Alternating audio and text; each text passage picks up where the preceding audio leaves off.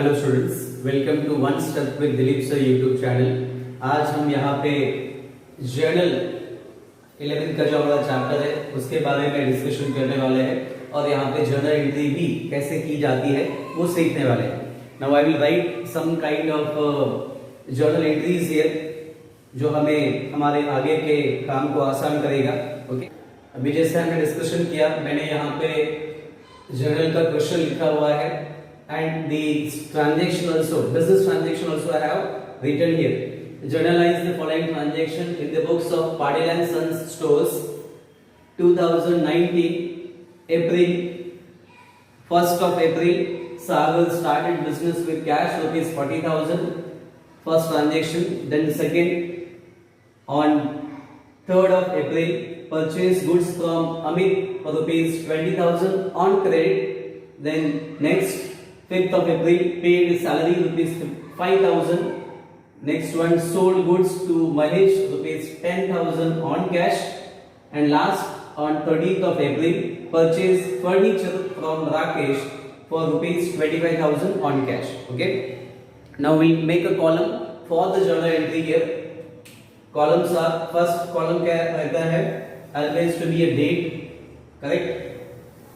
Date के column हमारा बन गया. Then second column is the particulars, जो कि हमेशा थोड़ा सा बड़ा होना चाहिए क्योंकि इसमें हमें पर्टिकुलर्स लिखने होते हैं। Accounts to be debited and accounts to be credited with the narration.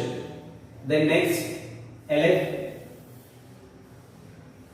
After that the debit amount and the credit amount. इस तरह से हमारे कॉलम यहां पे रहते हैं।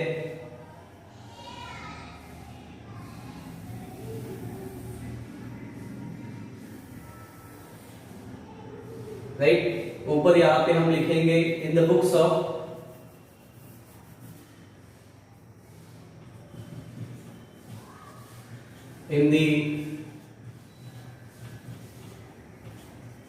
Of Patil and sons company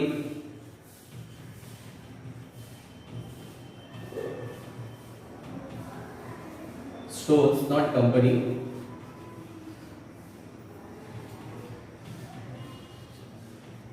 journal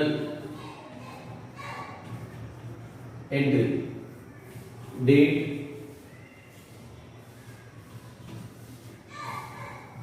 particulars. Then next one is the LF, then debit amount and then the credit amount. इस तरह से हमारे कॉलम्स रहेंगे और फिर हम हमारे जो ट्रांजैक्शन यहाँ पे दिए हुए हैं उन ट्रांजैक्शन को यहाँ पे लिखेंगे। पहला ट्रांजैक्शन अगर आप लोग रीड करेंगे तो वहां पे हमें क्या दिया गया है, सागर स्टार्टेड बिजनेस विद कैश। इसमें कौन से दो अकाउंट इन्वॉल्व होते हैं? So first one is the cash account and second is the capital account, correct? Cash account is a kind of real account and capital account is a kind of personal account. तो कौन सा rule हम apply करेंगे यहाँ पे? So first cash account के लिए rule हम अप्लाई करेंगे for the real account, cash comes इन, इसलिए कैश अकाउंट डेबिट, और कैपिटल के लिए हम पर्सनल अकाउंट का कौन सा रूल अप्लाई करेंगे? Debit the receiver and credit the giver. लेकिन यहाँ पे रिसीवर हो सकता है क्या? नहीं, क्योंकि प्रोप्राइटर ने कैश दिया है, इसलिए proprietor is not the receiver, proprietor is the giver. इसलिए डेट पहले लिखेंगे 2019 April 1st, cash account debit to capital account. Amount कितना है? 40,000। क्रेडिट साइड में भी 40,000। नरेशन हमेशा कौन से वर्ड के साथ स्टार्ट होता है? बीइंग के साथ स्टार्ट होता है। और अभी हमें नए सिलेबस में एक और वर्ड दिया हुआ है फॉर। आइदर आप लोग बीइंग के साथ स्टार्ट कर सकते हैं या फिर फॉर के साथ भी स्टार्ट कर सकते हैं। Will go with the being business started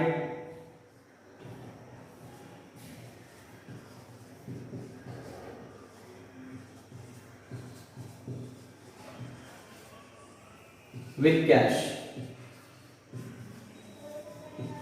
Narration complete. This transaction is also completed. Then next, second transaction हमें यहाँ पे दिया हुआ है purchase goods from Amit ₹20,000 on credit. यहाँ पे गुड्स को परचेज किया गया है, लेकिन गुड्स हजारों टाइप के रहते हैं। एग्जैक्टली कौन सा गुड्स वो यहाँ पे क्लासिफाई नहीं हो रहा है या एग्जैक्टली हमें मालूम नहीं हो रहा है, इसलिए हम परचेज के साथ जाएंगे। अगर गुड्स का नाम दिया होता तो उस नाम के साथ हम जाते विद द रियल अकाउंट, लेकिन यहाँ पे हमें परचेज बोला गया है, तो परचेज कहाँ पे आता है क्लासिफिकेशन में? Purchase comes to the nominal account, expenses and losses, and this goods to be purchase on credit. तो किससे खरीदा है हमने? तो क्रेडिट अमित से लिया हुआ है। Goods we have purchase from Amit, इसलिए दो अकाउंट यहाँ पे आ गए, purchase account and Amit account. ₹20,000 है, तो कैश क्यों नहीं लिया हमने? क्योंकि क्रेडिट है, इसलिए यहां पे हमने इस पर्सन का नाम लिया हुआ है, कैश को हमने नहीं लिया है। फाइन, तो दो अकाउंट हमारे आगे, पहला परचेस अकाउंट और दूसरा अमित अकाउंट। परचेस अकाउंट आता है एक्सपेंसेस एंड लॉसेस में, मतलब नॉमिनल अकाउंट में, और अमित का नाम है, इट मींस वो कहां पे आएगा? पर्सनल अकाउंट में। नॉमिनल के लिए कौन सा रूल अप्लाई करेंगे? Expenses and losses, right? Debit all expenses and losses for the nominal account, मतलब डेबिट वाला पहला रूल। और अमित के लिए पर्सनल अकाउंट का कौन सा रूल अप्लाई करेंगे? Debit the receiver? बिल्कुल नहीं, अमित ने हमें क्रेडिट दिया हुआ है, इसलिए क्रेडिट द गिवर। डेट है 3rd of April, फिर से यहाँ पे साल या मंथ लिखने की जरूरत नहीं है। Purchase account debit to Amit account. Amount कितना है? 20,000। 20,000। Narration, being goods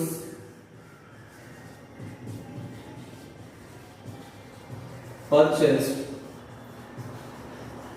on credit. Okay, this transaction is also completed. We'll make a underline here. Then next, third entry, 5 तारीख का डेट का ट्रांजेक्शन दिया हुआ है। पेड सैलरी ₹5,000, सैलरी पेड किया गया है, राइट? सैलरी पेड किया मतलब क्या? एक मंथ का पगार किसी वर्कर को हमने पे किया हुआ है, right? We have to think about as a kind of businessman. हम एक बिजनेसमैन है और हमने पगार दिया हुआ है, हमें पगार, यहाँ पे सैलरी हमें मिला नहीं है, हमने दिया हुआ है। So paid salary ₹5,000। Salary comes to the nominal account and cash comes to the real account. तो कैश कम्स इन है क्या? बिल्कुल नहीं, कैश गोज आउट है, इसलिए रियल अकाउंट का क्रेडिट वाला रूल अप्लाई करेंगे, और सैलरी के लिए नॉमिनल का कौन सा रूल अप्लाई करेंगे? Expenses losses, debit all expenses and losses. 5 तारीख, salary account debit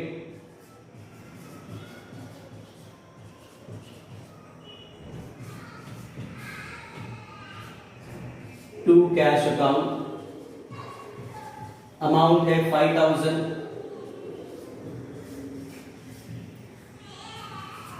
5,000। Narration, being salary paid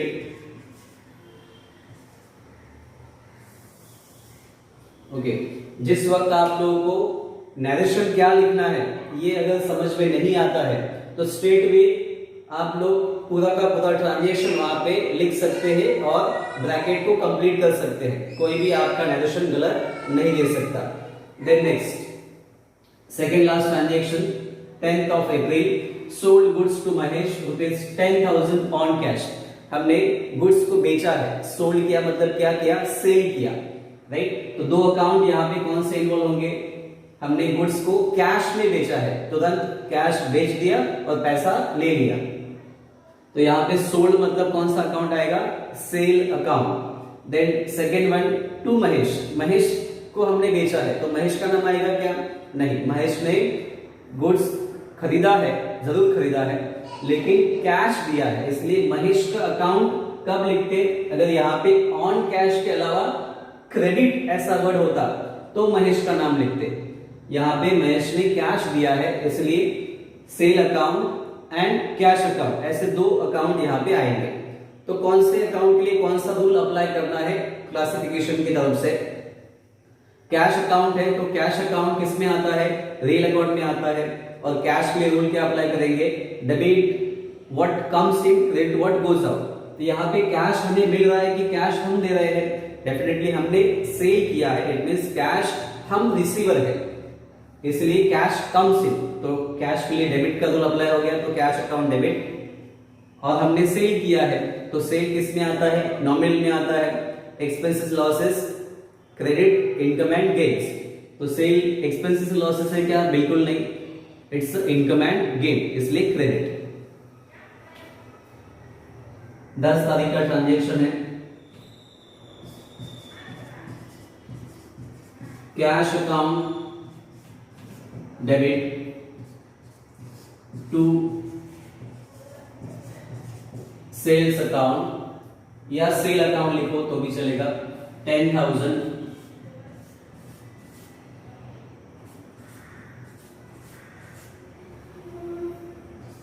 narration being goods sold on cash. Then last 13th of April transaction क्या दिया देखो? Purchase furniture from Rakesh for ₹25,000 on cash. Second transaction हमने पढ़ा हुआ था purchase का ही, लेकिन वहां पे परचेज गुड्स दिया था। हमने एंट्री क्या लिखा है? Purchase account to Amit account. क्यों? क्योंकि क्रेडिट परचेज था, इसलिए। अभी क्रेडिट परचेज है क्या? नहीं, कैश में परचेज किया गया है, और क्या परचेज किया है उसका नाम भी दिया है, इसलिए दोनों में बहुत डिफरेंस है। यहाँ पे परचेज टू अमित लिखा था, यहाँ पे परचेज टू राकेश, ऐसा आएगा क्या? बिल्कुल नहीं। क्यों? क्योंकि यहाँ पे कैश है और फर्नीचर क्या खरीदा है वो नाम भी दिया है, इसलिए furniture account and cash account, ऐसे दो अकाउंट यहाँ पे इन्वॉल्व होते हैं। फर्नीचर किस में आएगा? रियल अकाउंट में। और रियल अकाउंट का रूल क्या कहता है? Debit what comes in, furniture comes in है, और यहाँ पे कैश में हमने परचेज किया है, इसलिए कैश गोज आउट है, कैश कम्स इन नहीं है, इसलिए दो अकाउंट आ गए। Furniture account debit,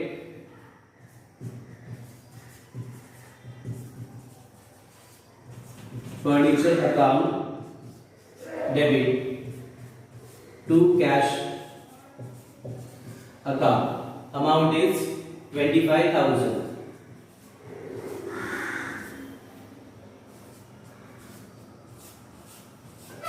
Narration being goods, not goods, being furniture, furniture का नाम लिखेंगे, being furniture purchased on cash. Okay, 5 के 5 जर्नल एंट्री हमने यहाँ पे खत्म किए हुए हैं। लास्ट में हमारा मेन काम बचता है, वो है कास्टिंग का। यहाँ पे टोटल करेंगे और कास्टिंग को कंप्लीट करेंगे, then you will get the full marks. Okay, अगर आप लोग को मेरा ये वीडियो पसंद आया हुआ है तो डेफिनेटली आप मेरे चैनल को सब्सक्राइब करो, अपने दोस्तों में फॉरवर्ड करो। ओके, और कुछ अगर डाउट्स है तो आप कमेंट बॉक्स में मुझे सेंड कर सकते हैं। Thank you.